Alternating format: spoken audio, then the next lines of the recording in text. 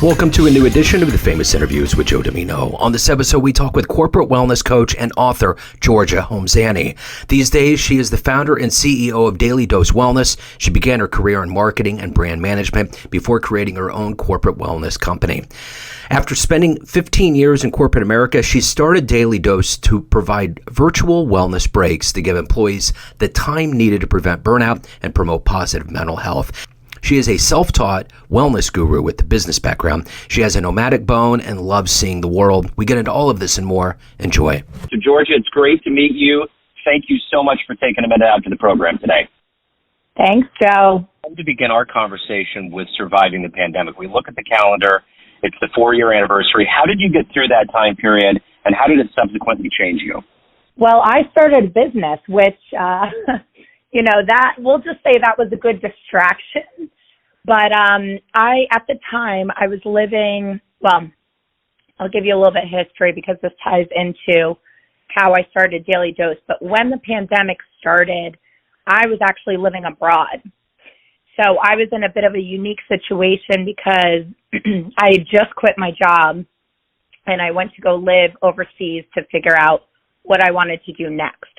So I was actually in Cape Town, South Africa, and they were a bit more delayed with the pandemic. So everything was starting to hit in the U.S., and there was just panic of everyone's family and friends calling, saying everyone has to get home, because I was with a group of about 40 other Americans. And, we were living the life out there. It was sunshine and wine country and great food. And we were thinking, well, why are we going to go back to the U.S. where things are starting to crumble? But anyway, they ended up shutting things down. So I flew back. And so that was the start of my pandemic journey. And when I returned, I was thinking, well, now what am I going to do? I just quit my job. And wellness, I had always had a passion for, and because my background is in marketing, and I didn't want to just get another 9-to-5 marketing job, which anyone who works in marketing knows it's never 9-to-5 anyway. And so I decided to bring something I was passionate about, which is wellness, to the corporate space, because I felt like there was a need to service companies, because we have a lot of resources available to us as individuals, but in the workplace, there isn't enough, in my opinion, and that's where we're spending most of our day. So the pandemic, for me, was taken over by being a new business owner and trying to navigate that. Because when I started, the premise was that I was going to go into companies in the Raleigh, North Carolina area and be able to offer services like yoga, financial wellness, nutrition sessions, and then things were closed for so much longer than we thought, right?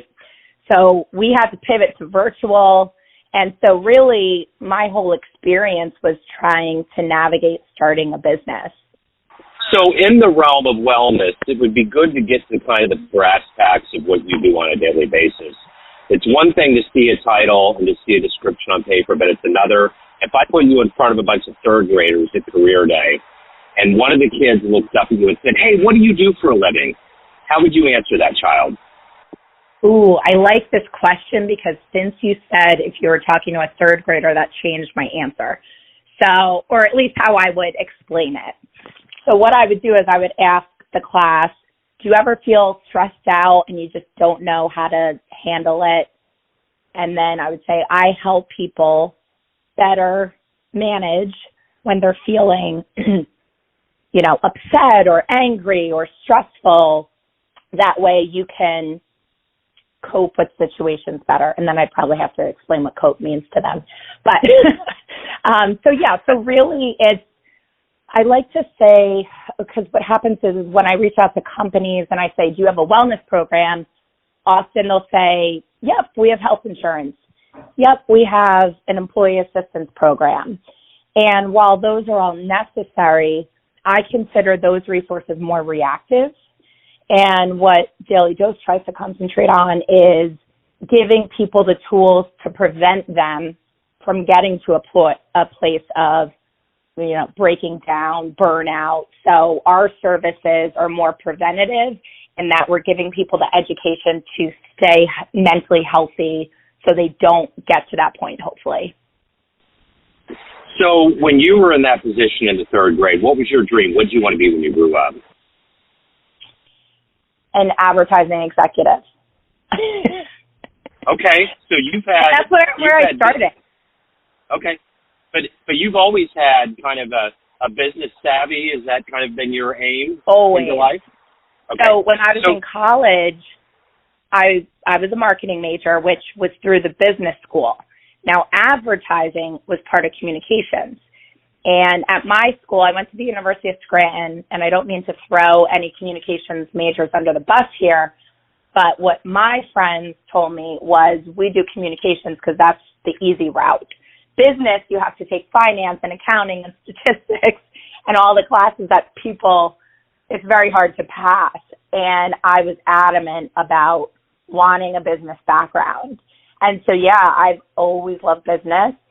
There was a movie I saw, and I'm dating myself here. I'm an 80s baby, but the movie Picture Perfect with Jennifer Aniston, and she was, she sold mustard, I think it was. And ever since I saw that movie, I thought I want to do that. And so how I started my career was actually working for ad agencies. So I was very proud of myself. I managed to get through all the business classes with a good GPA and actually do advertising. You know what's funny about communication studies? I actually graduated with a BA from the University of Missouri, Kansas City, and this was my experience. I got in it because I wanted to get into broadcasting, but they didn't have a really good broadcast school.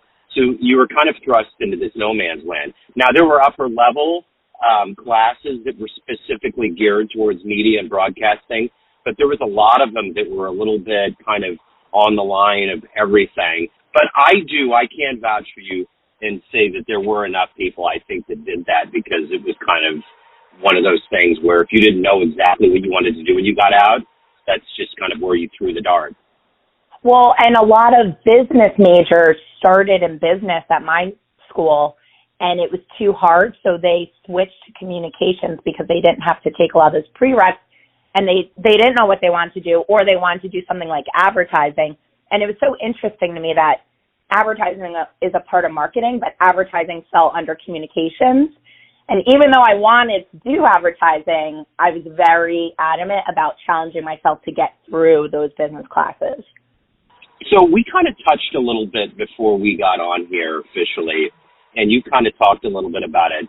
Let's say somebody put a Sharpie and a world map in front of you and said, take me from the beginning of your career to right now. How many dots and lines and activities would be going on to get to where you're at now? It'd probably be pretty filled. I am known amongst my family and friends as the traveling girl, the nomad, the vagabond, whatever you want to pick, but world traveler. But yeah, I've kind of been all over. So I'm a Jersey girl at heart, and I started my career in New York City, and then wanted to live someplace different, so I moved to San Diego, which I loved. I love California, and worked for another ad agency out there, and then moved back to Boston to go to grad school, and then back to New York, and then to Raleigh, North Carolina. So basically I started on the agency side of things, and then once I moved to Boston, I transitioned over internally doing brand management and marketing internally for companies. So my longest tenure was actually at a beverage importer, and I was living in New York City, reverse commuting to Connecticut, round trip 3 hours a day. And it was actually my dream job, which is the ironic part because I thought I would finish out my career there. And I personally reached a point of burnout, not so much in the hours, but, with my leadership team and my direct manager. Hopefully he's not listening to this. And it really caused me to leave the industry and have a bad taste in my mouth. So I left, and that's when, how we started this. I decided to go live abroad and then started Daily Dose. So that's kind of the transition. And then on a personal side, I just always try and take 1 to 2 international trips a year. I had to travel a lot when I worked for the beverage industry, internationally, seeing breweries, and then also just traveling domestically and visiting our markets. So travel is definitely part of my DNA. And so, yeah, to answer your question, there would be quite a lot of dots on that map. So I would think having that proclivity to travel as much as you have has given you an exposure to cultures and increased the level of empathy that would make you more of an expert in wellness. Do you feel like that's kind of, the double-edged sword of what you do is that, along with the travel, you're accumulating all of these skills that aren't taught in the classroom that you have to go out in the world and see to help people get to a better, healthier place? 100%. And I recently wrote a book, Joe. It's called You're Not Lazy, Change Your Words to Change Your Worth. And one of the points I talk about in the book is that when you go to other countries, third world countries that are poor, I noticed that the people seem happy. And earlier this year, I was actually in Bali, and one of our drivers, I was asking, "Oh, have you ever been to the U.S.?" And no, they haven't, because they can't afford to get on a plane and travel. But he seemed so happy, and you could just tell by looking around you in the surroundings that it's very poor there. And everyone was very big into, obviously, spirituality and religion. That's, one of the things Bali's known for. So every day everyone was praying and giving gratitude. And I said to the driver, are people in Bali pretty happy? And he said, "Oh, yeah, everyone's very happy." And it just makes you think, because living in the States, we're a rich country. We have access to everything.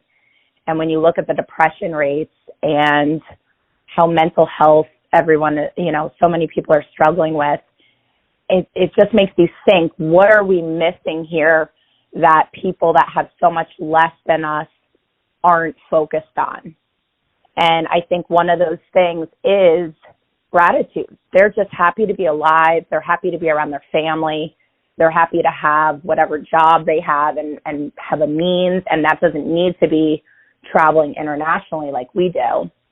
But think about so many rich people in our country that are just miserable.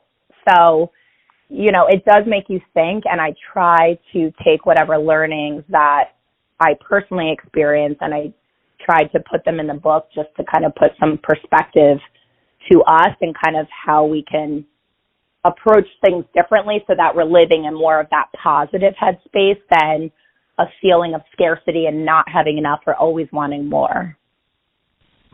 So who's been kind of a hero or an inspiration for you in your life? Oh, gosh. I don't have one.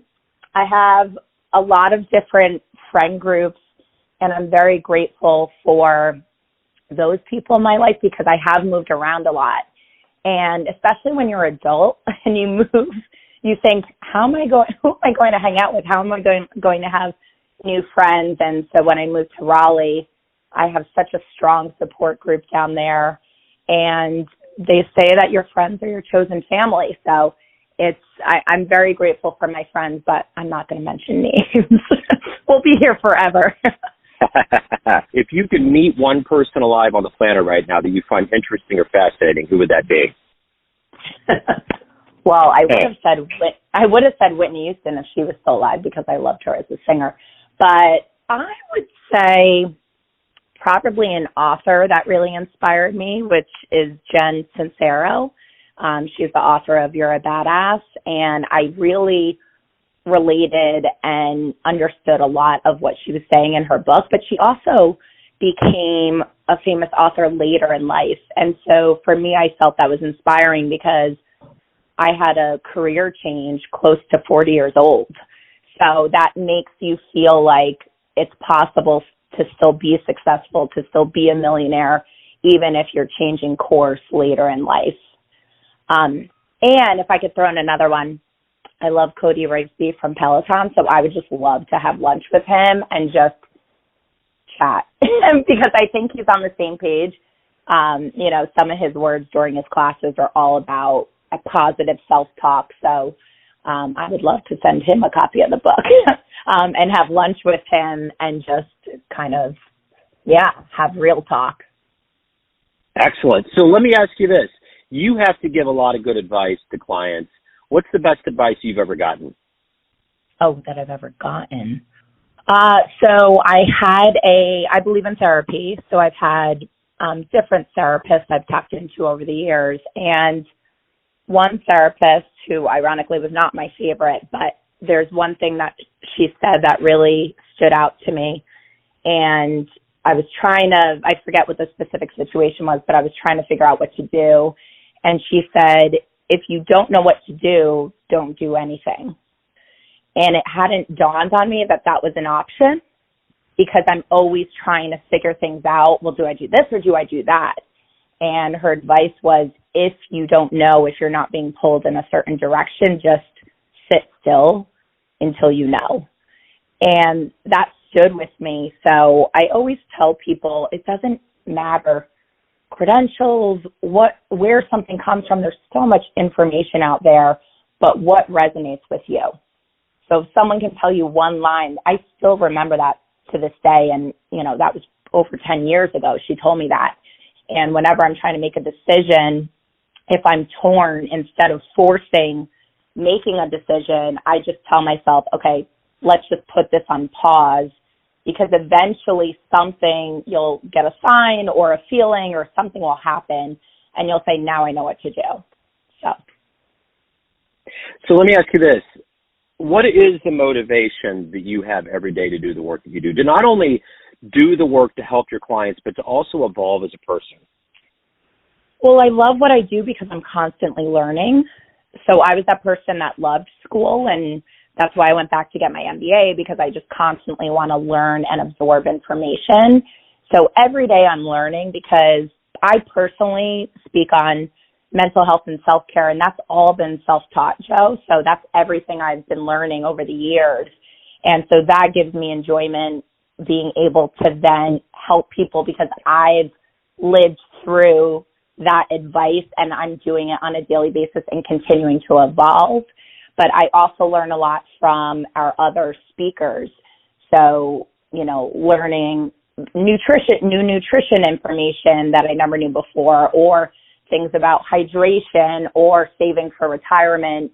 So I'm constantly learning with this network of people that I work with continuously. So of all of the clients and all of the work that you've done, what's been one of your favorite client success stories? So we had a journaling class that we did for a school. So it was mostly teachers on. And with our journaling classes, those are more interactive, where I'll ask a question and then people actually have pen and paper and be jotting down answers. And during the Q&A, we're usually in webinar mode, so it's not, people aren't on camera sharing, but I tell them they could share in the chat if they want. But there's, we have the privacy on. So at the end, when we had Q&A, I opened it up and said, is anyone struggling with any of the questions? And as I mentioned, the book I did is about self-talk, and so I incorporate a lot of that into the work I do. So this particular journaling question had to do with something negative that you're repeating in your head on a daily basis and reframing that.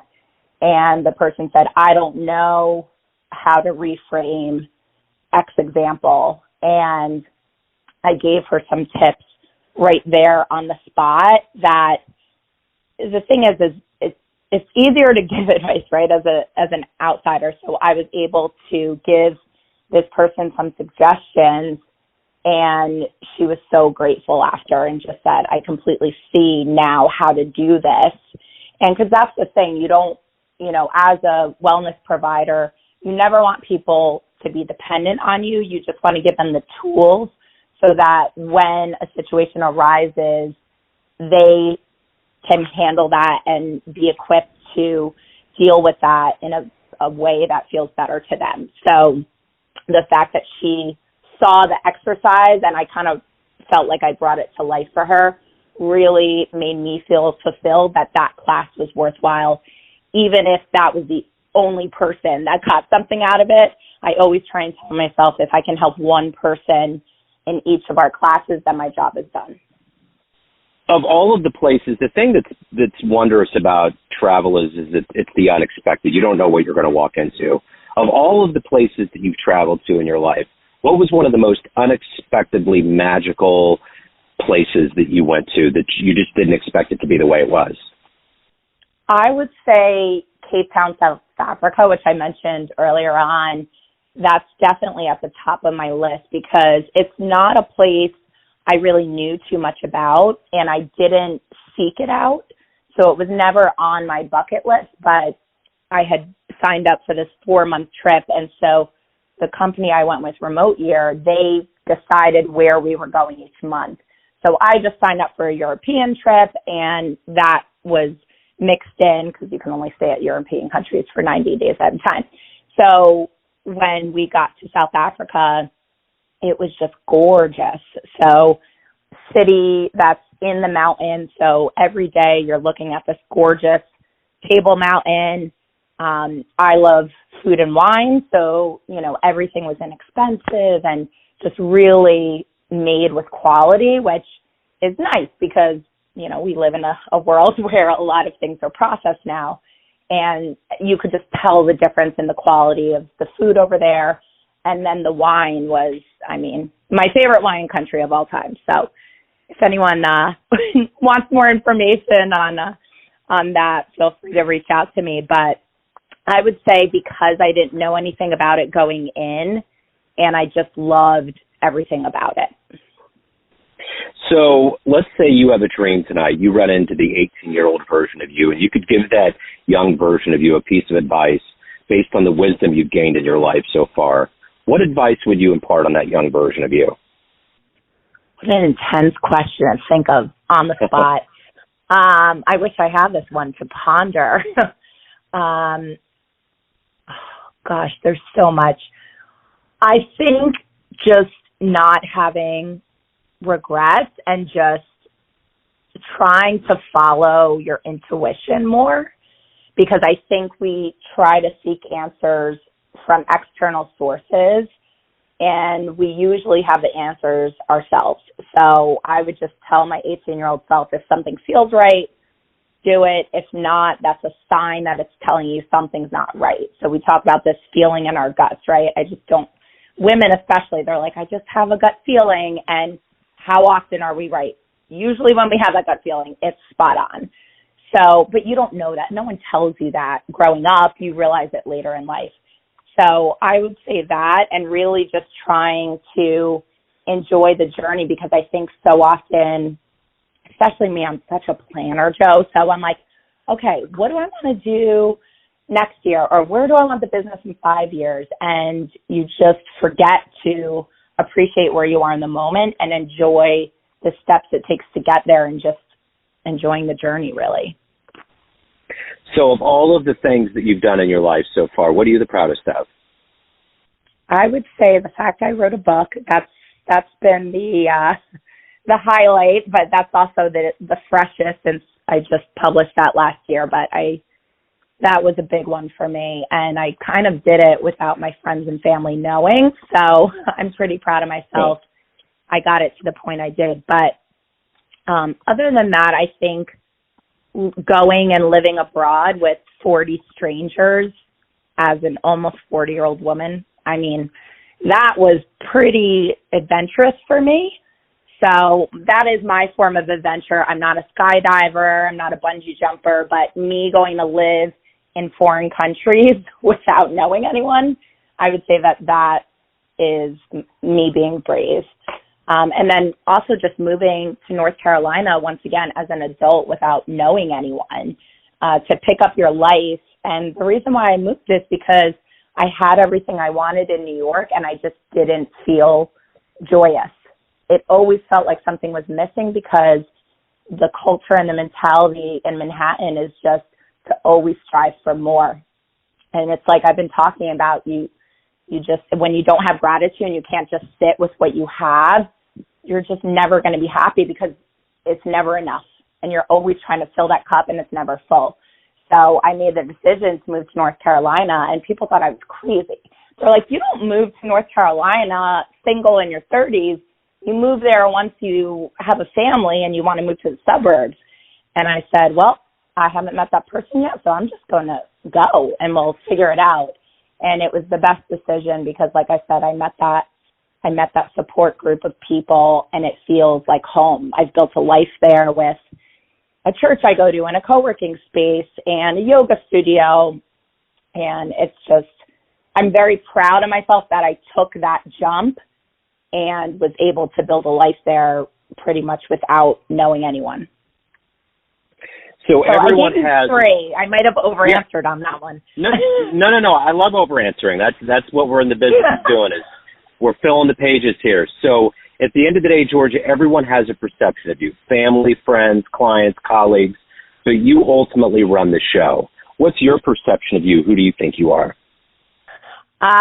It's funny because, once again, I talk about this in the book, how people call you. So, what pops into my head when you just ask that is, people love to say, oh, you're nosy. You always want to be in everyone's business. And so I use that as something to debunk. As an example in the book, same thing as you're lazy. We need to get away from saying that. If we just don't want to do something, we're not lazy. We just don't want to do something. And so I tell people when they say, you're so nosy, why do you ask so many questions? Why do you want to know that? And I just say, because I care. Now, I probably care too much, but I care about people. I am in people's business, but it's because I like helping people, and I'm also fascinated by psychology. So another thing I might tell my 18-year-old self, this just popped into my head if I could go back, is to maybe be a psychology major, because looking back, I think maybe a therapist was really my calling, and trying to help people, because I'm so fascinated by why our behaviors and why we make the decisions that we do. And so that's the reason why I'm quote unquote nosy or asking a lot of questions, but I'm just interested in people and their story and why, kind of getting to the root of things. Because we all have a story. We all have baggage. Some of us are aware of ours, some of us are not, but that's something that really fascinates me. So that's become a big part of who I am. So if anyone wants to get the brand new book, or they want to reach out and hire you, anything in your world, the good business, where do they go? Yeah, so you can find me on LinkedIn and Instagram. I just started a business page for the book, so would love if people follow me on there. And on both of those platforms, it's just my name. So Georgia, like the state, Georgia, and my last name is Homsany, which is Homsany. And so if you want the book, I recommend people go to georgiahomsany.com. It is also available on Amazon, but if you go to georgiahomsany.com, it gives you the option to also upgrade to do the 90-day self-talk course, which is just extra support if you want to actually take the learnings from the book and you need help putting them into action. Kind of like I was talking about with the journaling class. If you don't really know how to reframe your words, that I give a step-by-step guide on how to do that. Wonderful. Georgia, this has been wonderful. Thank you so much for being flexible. Thank you for opening up your story. You're a pro. Thank you. I appreciate it. Thank you, Joe. This was fun. Thanks for tuning in to another famous interview with Joe Dimino, where we cover the world of art, literature, business, spirituality, music, and more from around the globe. Our esteemed theme music was composed and produced by the great E.E. Pointer of Kansas City's River Cow Orchestra. If you want to hear more interviews, visit the Famous Interviews with Joe Dimino channel on YouTube. You can also find us on Spotify and Apple Podcasts. Thanks again for listening, and until next time.